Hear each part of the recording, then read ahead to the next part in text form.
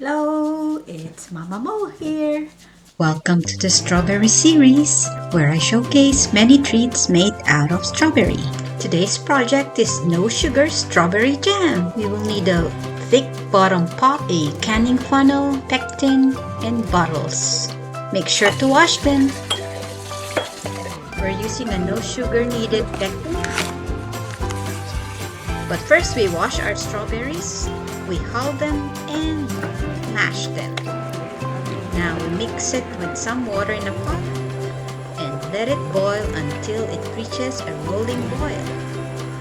This stage we add the pectin, mix it up, and if you see that foam around the pot, that's what we're going to remove later. And to check that it's done, we put some on a cold plate.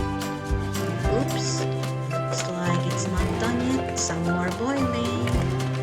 Let's try again. Okay, oops. Yep, it's ready.